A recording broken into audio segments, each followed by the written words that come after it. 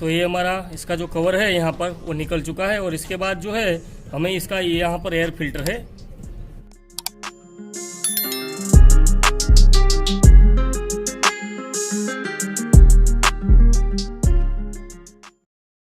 तो ये जो है ये हमारे कार्बोरेटर का हॉस पाइप है, जिसके साथ हमारा एयर फिल्टर और कार्बोरेटर यहाँ पर जो है सेट हो जाता है। तो इसको भी हमें निकालना है, मगर सबसे पहले यहाँ पर जो है एक 10 नंबर का यहाँ पर बोल्ट लगा है, इसको हमें लूज करके कार्बोरेटर को बाहर निकालना है। और यहाँ पर इसका कार्बोरेटर का जो पिस्टन है इसको हमें यहाँ से बाहर निकालना है। साथ साथ पेट्रोल का पाइप जो है इसको भी हमें यहाँ से निकालना है। और इसके बाद जो है कार्बोरेटर को इस प्रकार से पीछे की ओर धकेलना है।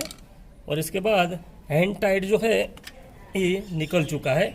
और यहाँ पर दोस्तों जो है एक प्लास्टिक का ये वाला सेक्शन जो है लगा है, इसको सबसे पहले आपको ध्यान से निकाल लेना है। अगर ये मिस हो गया तो पूरा कार्बोरेटर जो है आपको नया खरीदना पड़ेगा, मार्केट में मिलना बहुत ही मुश्किल होता है।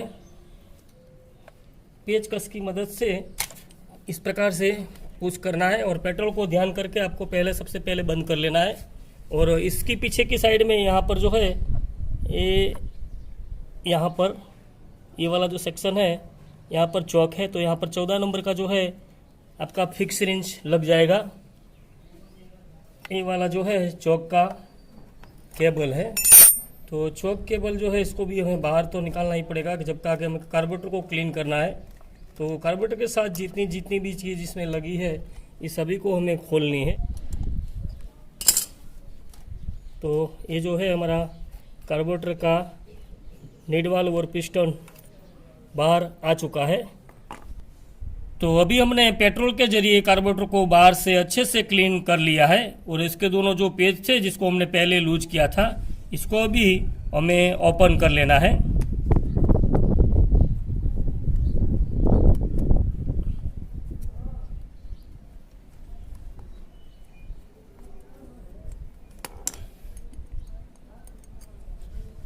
एक इस साइड में है और दूसरा इस साइड में है।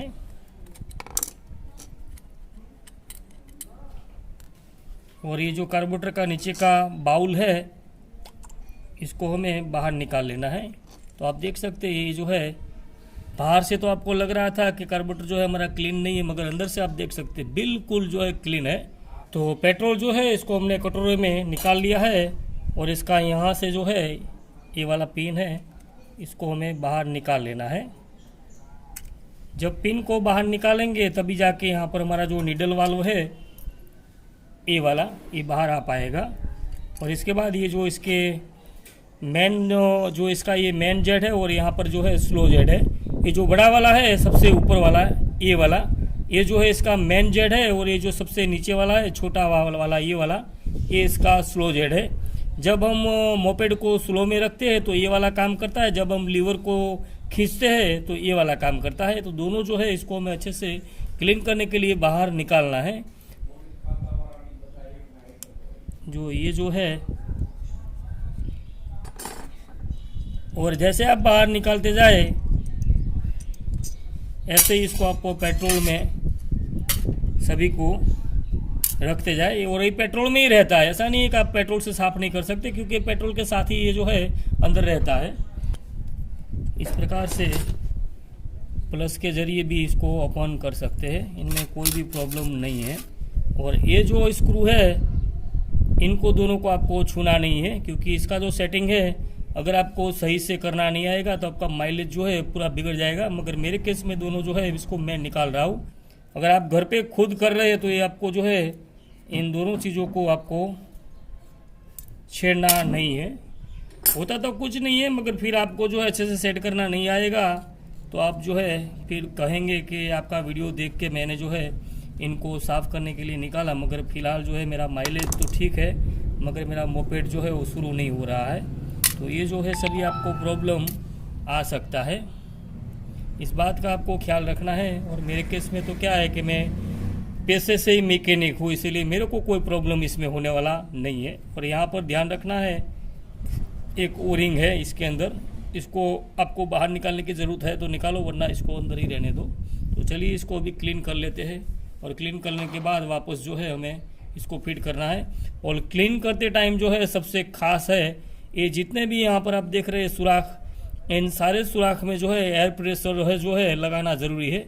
यहाँ पर एक, दो और एक अंदर की साइड में एक, यहाँ पर एक अंदर है यहाँ पर, और सभी के सभी जितने भी सुराख है इनमें हमको अच्छे से एयर प्रेशर लगाना है। तो चलिए इसको क्लीन करने के बाद फिटिंग के टाइम हम आपको दिखाते हैं। दोस्तों, कार्बोरेटर को हमने पेट्रोल से क्लीन करने के बाद अच्छे से इसको एयर मार्कर भी क्लीन कर लिया है, और इसके बाद यहाँ पर इसके जो दोनों जेट है जिनमें यहाँ पर जो है मेन जेट लगेगा और यहाँ पर स्लो जेट लगेगा, दोनों जेट को जो है अच्छे से क्लीन करने के बाद इसमें हमें लगा लेना है।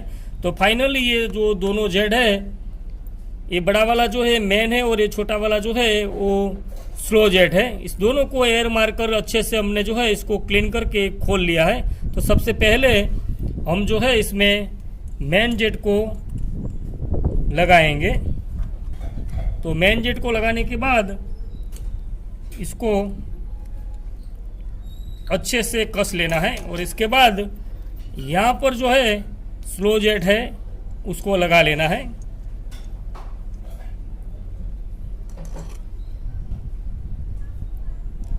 और जब इस जेट को आप इंस्टॉल करें तो आपके जो पेचकस है और प्लस है इसमें कहीं पर भी गंदगी नहीं होनी चाहिए। तो ये जो हमारे दोनों जेट है वो लग गए हैं। और इसके बाद इसका जो ये फ्लॉट है, इस फ्लॉट के अंदर हमें ये जो इसका नीडल वाल्व है छोटा सा ये वाला, इसको हमें इसमें कुछ इस प्रकार से फंसा लेना है, और एक उंगली से इसको इस प्रकार से पकड़ने के बाद इसका जो ये स्लाइड पिन है, फ्लॉट पिन, इसको हमें साथ में ले लेना है, और इसको ये यहाँ से अच्छी तरीके से इसमें अंदर की ओर फंसाने के बाद इसका जो यहाँ पर पिन है इसको आहिस्ता से बिल्कुल जो है इसके अंदर इस प्रकार से लगा लेना है।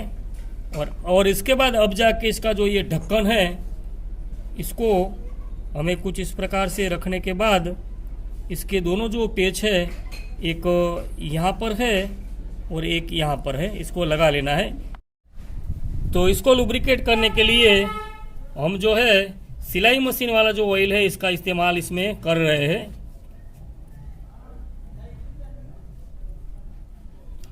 और इसको भी थोड़ा सा ऑयल लगा लेना है। और सबसे पहले इसका जो चॉक केबल है इसको हमें लगाना है। तो चॉक केबल को लगाने के लिए इसको इसमें इंस्टॉल करना है, और इसको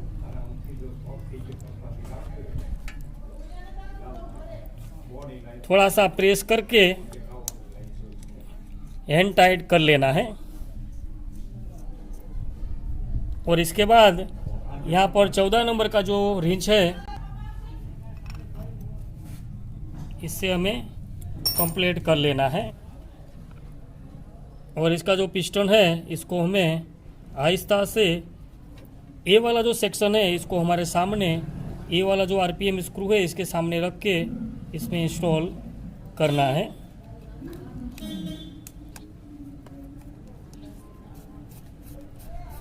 और इसके कैप को अच्छे से बंद करने के बाद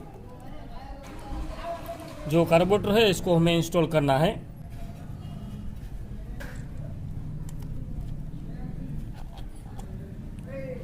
यहाँ पर जगह थोड़ी जो है बिल्कुल कम होने की वजह से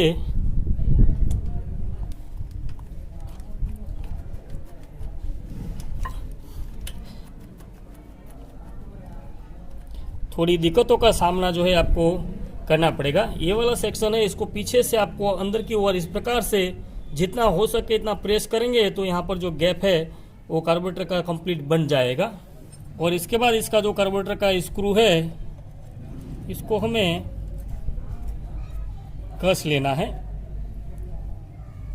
इतना भी नहीं कसना है कि यहाँ से इसका जो है सेक्शन टूट जाए, बस इतना ही कसना है। लूज नहीं रहना चाहिए, कार्बोरेटर चलते समय बाहर नहीं आना चाहिए, इतना ही आपको ख्याल रखना है। और इसके बाद यहाँ पर जो इसका पेट्रोल का पाइप है इसको ऐसे लगा लेना है जैसे मैंने लगाया है। तो ये हमारा कार्बोरेटर जो है इंस्टॉल हो चुका है। अभी इसका हम एयर फिल्टर जो है इसको क्लीन करके लगाते हैं। आपको अच्छे से समझ आ गया होगा कि कार्बोरेटर को किस प्रकार से लगाना है। और इसको एयर फिल मिक्सचर जो है इसको मैं बाद में सेट करूँगा, मगर इसका ऑलरेडी वीडियो जो मैंने जाके से कहा कि बना हुआ है, वहाँ से देख के आप इसको जो है इंस्टॉल कर सकते हैं।